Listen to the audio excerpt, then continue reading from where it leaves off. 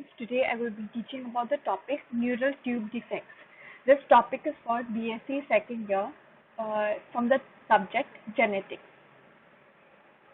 So, spina bifida, it is a neural tube defect, okay, where there is an incomplete closure, where the vertebrae, okay, the vertebral columns of a human body, they are not completely closed at the time of birth or during the formation of the fetus inside the mother's womb.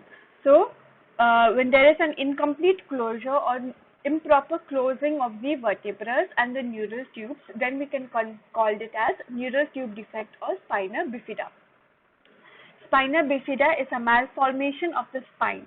Okay, like I said that the vertebrae are not properly closed, okay, or not fully closed, and therefore there is a deformation of the spinal cord, in which the posterior portion of lamina of the vertebrae, they fail to close with or defective development of spinal cord. Okay, so this spina bifida basically is a malformation or deformation of the spine, where the posterior with the lower portion of the lamina of the vertebra, they are not able to close properly, or there is some defect development of the spinal cord, and this occurs in 1 or 2 per 1000 live births. So this is common. Etiology, what are the common causes? Number one is the genetics. Okay, so 15 times it occurs, and it happens more in if patients had spina bifida. Okay, so if the mother is having spina bifida or the father is having spina bifida, then there are chances that their children or their daughters and their sons also, they may have spina bifida. Next, maternal age, over 30 years, 35 years of age or below 20 years of age. So these age groups also, okay, if the pregnant mother is about 35 years of age, or if the pregnant mother is below 20 years of age, then there can be chances of their babies having spina bifida. Next, the environmental conditions like radiation. Okay, radiation, it affects many of the it causes many deformities in the body, especially during pregnancy, and one of them is spina bifida. Next, diet, folic acid deficiency in pregnant mothers. So if pregnant mothers are not taking proper folic acid supplements, okay, then they may have, their babies can have spina bifida. That's why in pregnancy the mothers are always it is important for them to consume the tablet folic acid. So there are classifications of spina bifida. There are two classifications of spina bifida, that is spina bifida occulta and spina bifida cystica.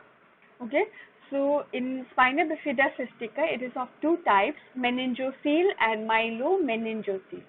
Okay, so remember that spina bifida is categorized into two. One is spina bifida occulta, and number two is spina bifida cystica. And this spina bifida cystica is divided into two, that is meningocele and myelomeningocele. Okay, so you can see here, this is a type of spina bifida occulta. Okay, so what happens here is, you can see this outpoaching. Okay, this is the meninges. Okay, only the meninges are outpoaching outside. Whereas in myelomeningocele, you can see here the nerves also are they are outpoaching outside. They are swelling. Okay. So let us see first the first type, first classification, that is spina bifida occulta. This occurs about 5% of the total spina bifida. Spina bifida occulta is a failure of formation of bony arc around the spinal cord. Okay, so there is no arc. Okay, basically there should be an arc here. Okay, there's a different position, but because there is no arc, then the formation, this is called spina bifida occulta. Okay, so it is failure of formation of bony arc around the spinal cord. Okay, this spinal cord and meninges, they are normal. Okay, they are normal. The spinal cord, the meninges, they are normal. There is no outpoaching like spina bifida cystica. Okay, but only the problem here is there is no arc, ARCH, bony arc. and it is not visible externally, and it is asymptomatic, means that the patients will not show any signs and symptoms so much. Next, second classification is spina bifida cystica. It is a defect in the closure of posterior vertebral arc with a protrusion of spinal cord and meninges through the defect. So here the posterior vertebral or the posterior lamina, they are not properly covered or they are not closed properly. Okay, so because of this reason, the spinal cord also and the meninges, they will try to come out. Okay, they will try to protrude. Okay, so you can see in this picture. So here the the meninges are protruded outside, so they are outpoaching. Okay, and okay, so this is spina bifida cystica. Okay, so here there is protrusion of spinal cord and protrusion of meninges through this defect. You can see this picture. Okay, so you can see spina bifida occulta, there is no outpoaching. Okay, it is normal. Spinal cord is normal, meninges is normal. It's just that there is no arc. Okay, whereas in cystica there is it's like a cyst. Okay, so remember this. So let us see the first type of spina bifida cystica. So the first is meningocele. Okay, meningocele, it is a sac-like herniation through the bony formation. It contains meninges and CSF. Okay, so it is something is outpoaching or something is coming out from the normal body. Okay, so it is a sac. Okay, it is like a pocket. So it is a sac-like herniation through the bony formation. You can see here this is a spinal cord, right? So from here only it starts, from the spinal cord only it starts to outpoach. Okay, or it's like a sac. And what does it contain? It contains meninges as well as this CSF, cerebrospinal fluid. The covering of the sac may be thin and it is translucent or membranous. Okay, so the covering is very thin and it is translucent or membranous. Next is myelomeningocele. It is a sac-like protrusion of spinal cord, CSF and meninges through the spinal cleft. So here what is being protruded here, the spinal cord is protruded, okay, the CSF and the meninges, okay, through the spinal cleft. Most cases are found in the lumbar or the lumbosacral region. So this is the lumbar vertebra. So most of these myelomeningocele, they occur in the lumbar region. Okay, so there is the difference between myelomeningocele and meningocele is that in meningocele there is a herniation or sac-like protrusion of meninges and CSF only. Okay, whereas in myelomeningocele there is protrusion of spinal cord, number 2 CSF and number 3 meninges, that is through the spinal cleft. Next, coming to the clinical features, spina bifida occulta, most of the patients are asymptomatic, means they do not show any symptoms. A dimple in the skin may be present. Growth of hair over the malformed area, means there can be a region, okay, wherever there is occulta, there will be growth of hairs. Okay, that we call it as tuft of hair. They may experience foot weakness. Okay, the limbs, they may be weak. And there is disturbance of bladder and bowel sphincter, means that they are not able to control their bladder and they are not able to control their bowel. Okay, the sphincter is loose, so they require diapers. Next, signs and symptoms of spina bifida cystic. Okay, so first is a meningocele. So there will be a visible cystic defect at the back. So a cyst may be visualized. The sac will contain meninges and CSF. Patient will have weakness of legs and there is lack of sphincter control. So bladder and bowel sphincter will be there will be defect. Next, myelomeningocele. It depends on the location of the defect. Okay. Next, higher the defect, more is the neurological problem or the neurological changes. Herniated mass, they are present over the vertebral column. They are associated with hydrocephalus. There is loss of motor control, okay, where the motor actions are, there is no control over it. Next, loss of sensation. Patient will have lack of sensation, not able to sense properly. Then there is thoracic lesion, that is flaccid paralysis and sacral lesion, there will be weakness of lower limbs. So these are some of the signs and symptoms of meningocele and myelomeningocele, which are a part of spina bifida cystica. What are the diagnostic tests? One is we can do in two situations. One is prenatal diagnosis, where the mother is pregnant, okay, and we can do it after birth also. So during the pregnancy, the tests are ultrasound, fetal MRI, and amniocentesis. And after birth, after the baby is born, then sac at the back and CT scan and MRI. There is also another test after birth, that is trans illumination test. Okay, it is done to determine the content of the sac, to see what is the sac contains. Is it contains of CSF, or is it contains of meninges or spinal cord. It is non-translucent, therefore we can detect that it is myelomeningocele, and if it is translucent, then we detect it is meningocele. So it depends on these two, okay, whether it is translucent or non-translucent. Therefore, we can predict that patient is having either meningocele, or if it is non-translucent, then myelomeningocele. Management: there is no intervention for spina bifida occulta, okay, because patients are not showing any symptoms also, so there is no intervention. But in spina bifida cystica, okay, where the cyst formation takes place, it requires surgery. Okay, so the surgery, that is, the name is laminectomy, and closure of the defect or removal of the sac is done within 24 to 48 hours after birth. So this procedure should be done as fast as possible. And T-closure of the skin graft is also done after the procedure. So this is the management of spina bifida. Now prevention. How can we prevent such neural tube defects of the baby? One is genetic counseling. Okay, so if the mother is having spina bifida or the father is having spina bifida, then we should provide genetic counseling that their children also in the future they will be having spina bifida, because it is a genetic disease. Next, therapeutic abortion if detected during early pregnancy. So abortion can also be suggested.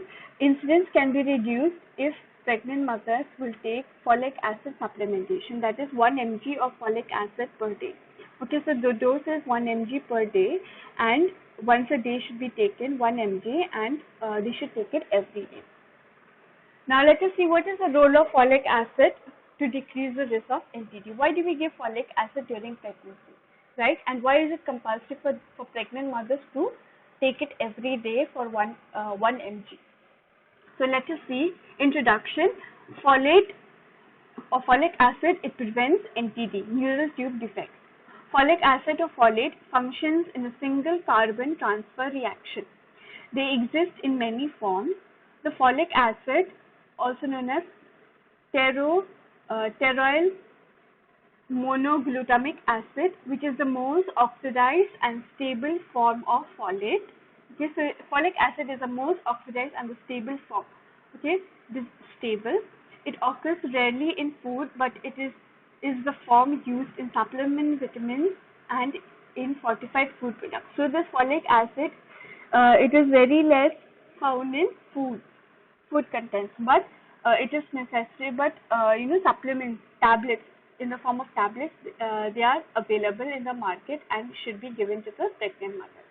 Most naturally occurring folates are pteroyl polyglutamate. Next, what is the action of folic acid or folate in prevention of NTD? Okay, so folic acid plays an important role in closure or closing of the neural tubes. Okay, so folic acid has a very important role in closing the neural tubes, or called it as neural lesion. There are two general and important biological effects of folate.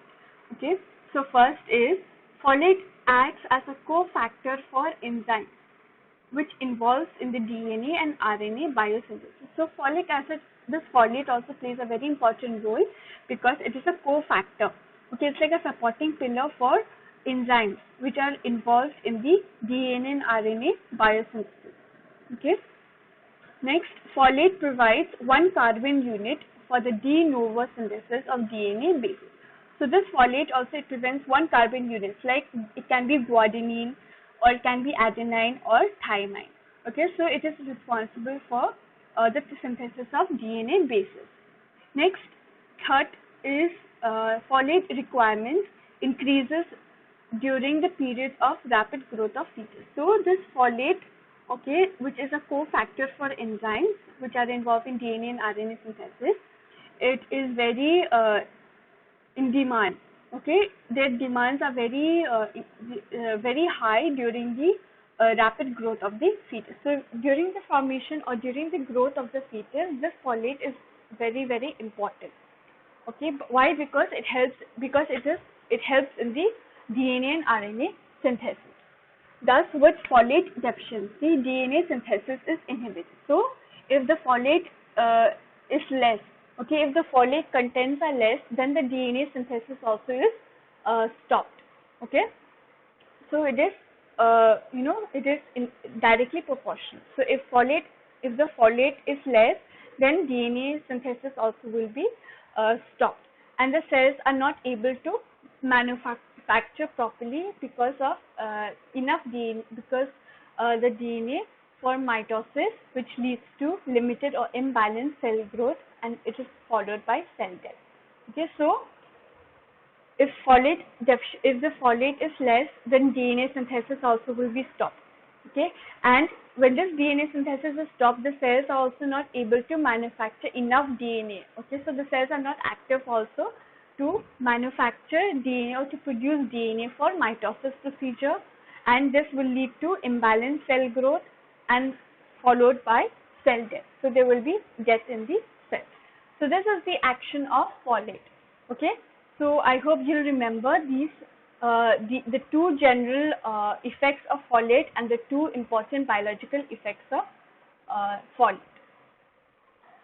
Next, folic acid in prevention of NTDs. Folic acid plays a very important role in closure of neural tube defects. Okay, so like I said, there are two general and important biological effects of folate.